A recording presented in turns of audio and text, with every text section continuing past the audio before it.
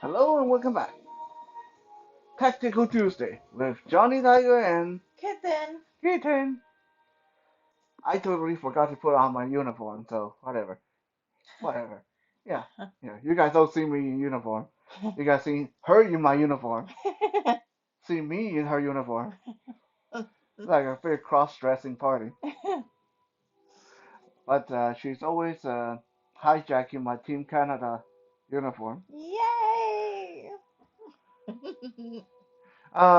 This is November 16, 2021, and building on what we talked about the last episode, it's good to know how to escape from a situation, but it's also important to have a few offensive capability things that you can do. Uh, I want to rehash this a little bit because it's a very important thing to remember. And in your self-defense training, no matter who you train with, no matter how you train, the fight psychology is if I grab her and she just does some fancy martial art, rolling her arm to get out of it, right? Just whatever, do something, and she get out. I'm just going to keep trying, right? But this time, I grab her and just hit me on the shoulder as hard as you can, right? Ow, right? Imagine if that was a slap across the face. Imagine if she wasn't going for my shoulder. Imagine she was going for my face. Most likely I'm not going to try that particular move again. I might get really angry and try to hit her, but it's going to progress. Okay, and at least now I'm going to think twice before trying something like that, because the consequence is pain. So the key word is pain. Compliant make a very big difference. If I do something to her and she does something that is not painful, then it's not going to register with me as versus something that really painful. Right? A simple little uh, uh, example is sometimes when we are wrestling and horsing around, and she does this thing where she put her thumbnail against my arm. Now, as she pointed out, I am stronger than her. So if she just struggle and wiggle and all that stuff, I always manage to like grab her again or pin her down. But the moment she employed that thumbnail against my skin, I back up. I back away because I'm not going to mess with that. Right? So that's how simple this fight psychology is around pain. And this is why I don't care what kind of pacifist martial arts system, what kind of pacifist philosophy you have. Hmm. It's good to not want to hurt people, but sometimes you have to hurt people so they don't keep trying to hurt you. It's as simple as that. Right? So keep that in mind. We are going to add to Kitten's arsenal today. I'm going to show you guys. Uh, I don't want to say a Johnny Tiger trademark because I did not invent these. These were invented thousands of years ago, before I was born. But it is kind of like a Johnny Tiger special because a lot of time when I am at the gym and I'm working on the punching bag, the one thing that gets people's attention about one of my particular strikes is my backhand.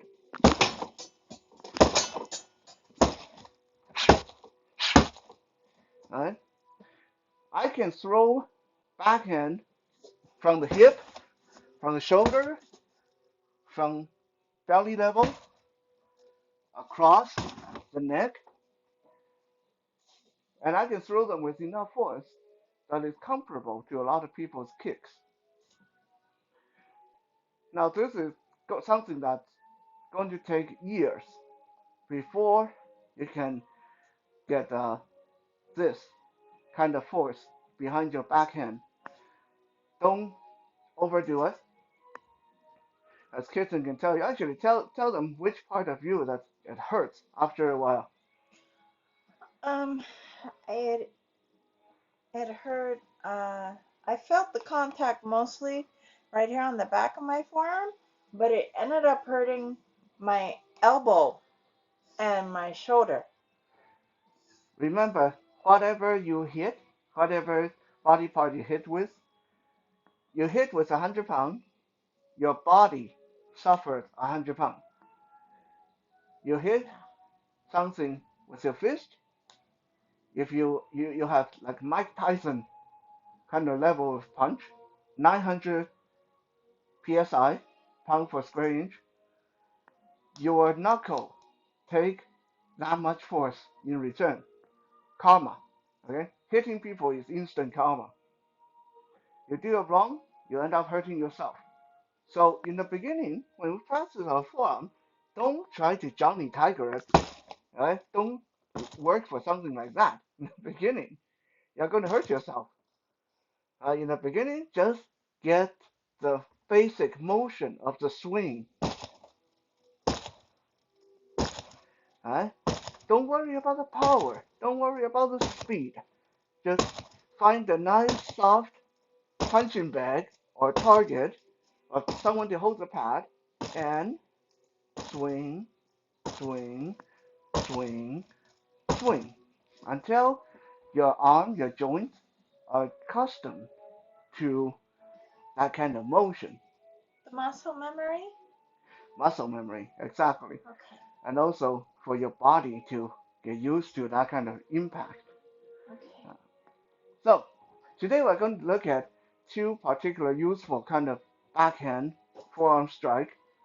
Um, One is firing from the hip.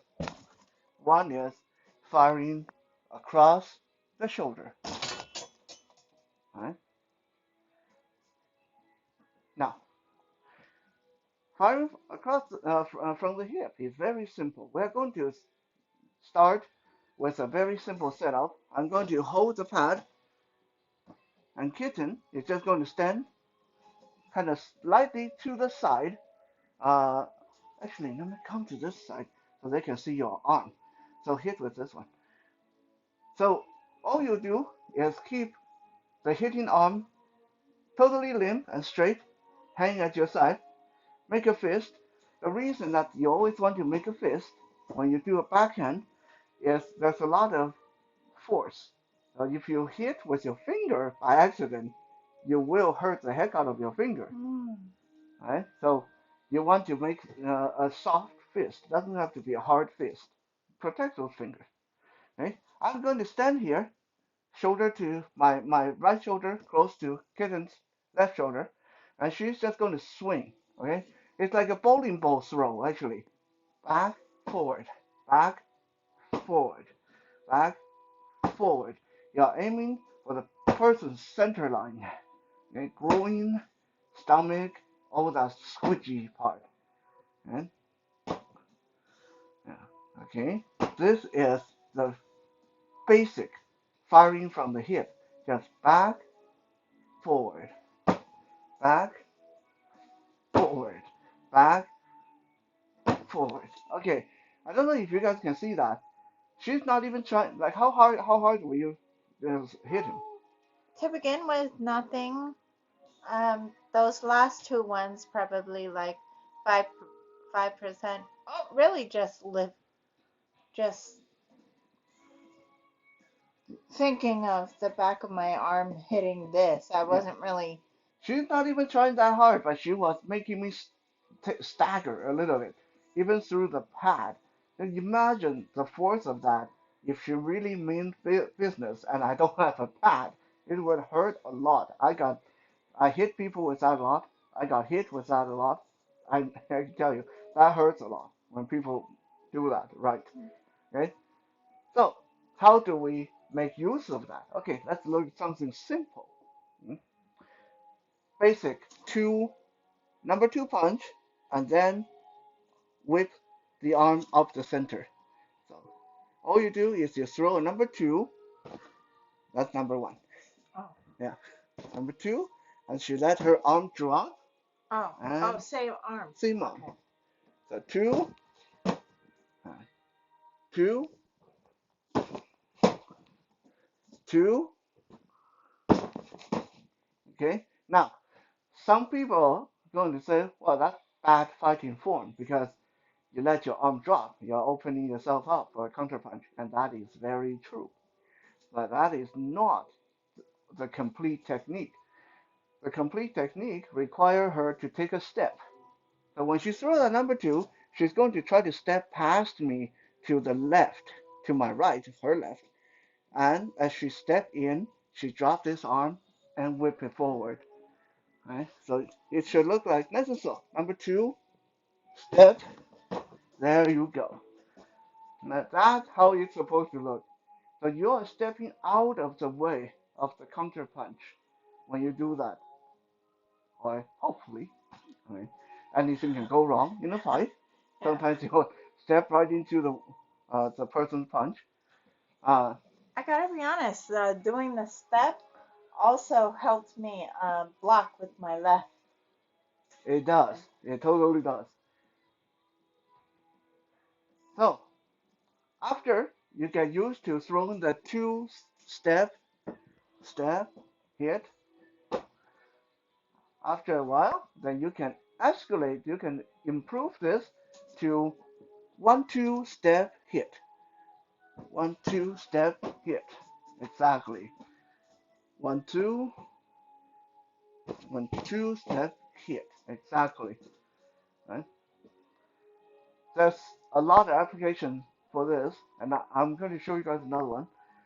Relate to our bumper car episode where I walk into her like a big bully. Right? So when someone walks into you and you do your body turn, immediately you can drop that arm and whip it into them. Okay? I'm going to pass her uh, again. So I'm going to walk into her.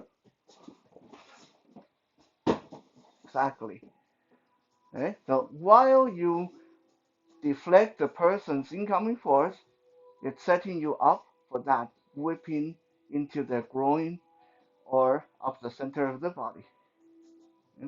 I was about to say it would definitely let someone's sternum or soft part of their stomach. Yeah.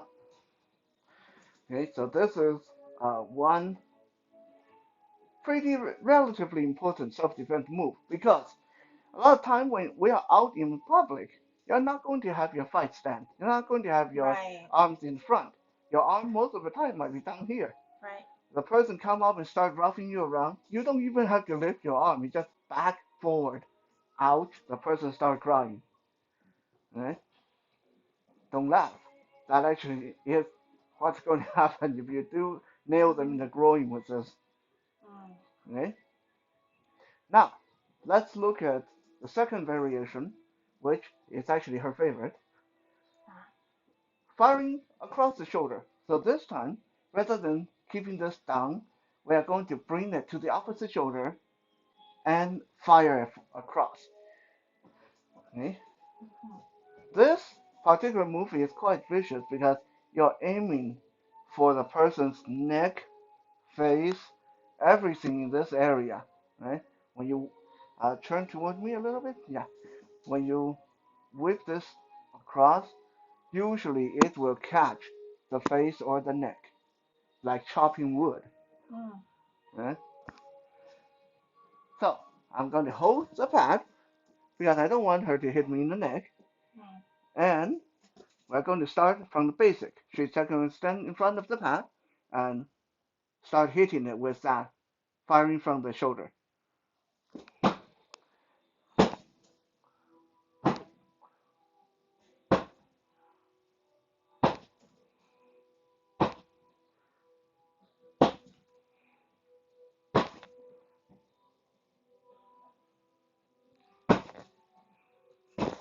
There we go.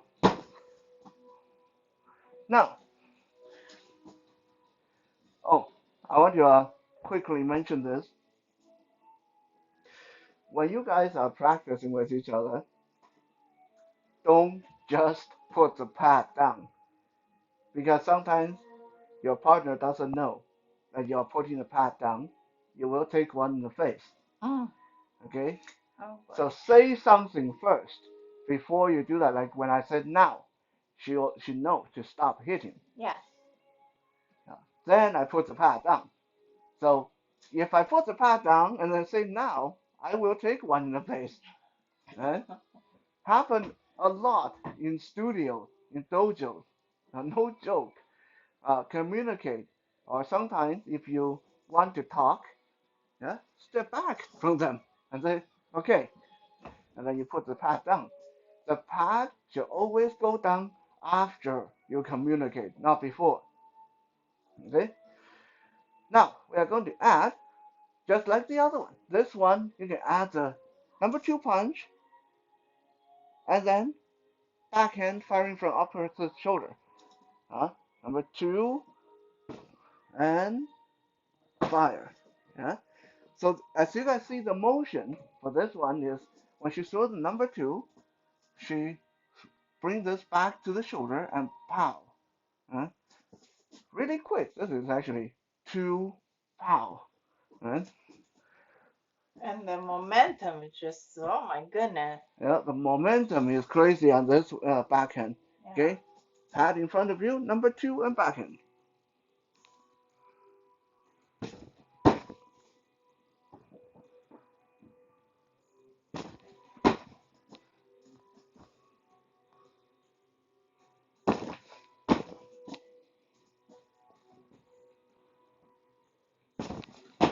There we go. Now,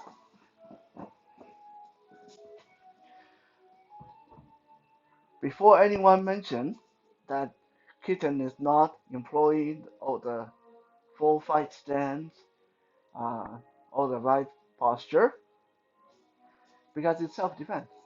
Again, self-defense, very rarely will you look in your proper fight stance. It just doesn't work that way. I've been in enough tussles. I can say that very rarely will your punching form even look proper in a street tussle, unless you are just fighting someone who's really really weak or who's not really good or who doesn't mean it. Then you really shouldn't be fighting them in the first place.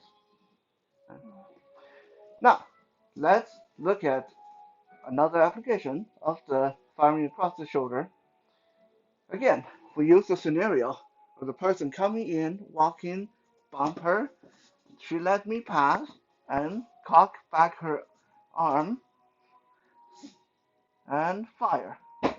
Okay? Now, if I didn't have the pad, I want you guys to see this. If I didn't have the pad, nice and slow, if I didn't have the pad, what's going to happen to me is I come walk into her, she let me pass, this arm come up, I'm going to catch it right on the back of the neck. This is no joke, right? So Oh. when you are practicing with a partner, remember the angle they're going to come at swing at you. When you come past them, you want to bring the pad up to the side, right? Don't just hold it in front of you.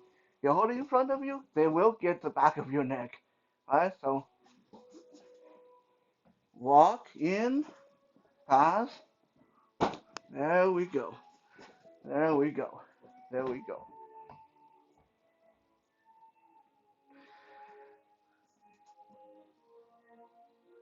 Now, with these two moves, now Kitten have three striking in her arsenal, in addition to her 1, 2, 3, 4, 5, 6 punches. Now she has the devastating elbow. Come on, let's see the elbow. Elbow.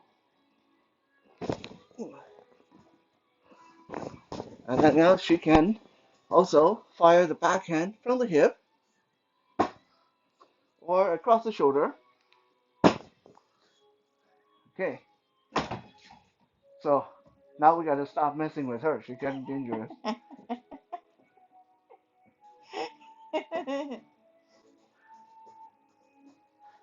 that's it, folks. Tactical Tuesday. Work your backhand. Remember, in the beginning, don't worry about speed. Don't worry about power. Yeah. Just get that swing. Just get that swing. Okay? Get that swing in there. Okay? Even on bare flesh, without pad, this shouldn't hurt that much in the beginning because I am just letting my arm get accustomed to the motion. Right? There's very little muscle involved in either of these techniques. It's swing, swing, right? Swing and swing. Very, very little muscle involved. You're basing this, a lot of it, on momentum. We'll be back again tomorrow for Wisdom Wednesday. Yes. I don't really have any wisdom right now, so I don't know what I'll be doing. I think uh, I got all the wisdom knocked out of me by kitten, No. beating me up every day. Not true. Now we have to get her to backhand the camera when we walk past. No, we are not. It's expensive. Yeah. The expensive iPhone. Yeah. We'll see you guys later. Good Good night. night.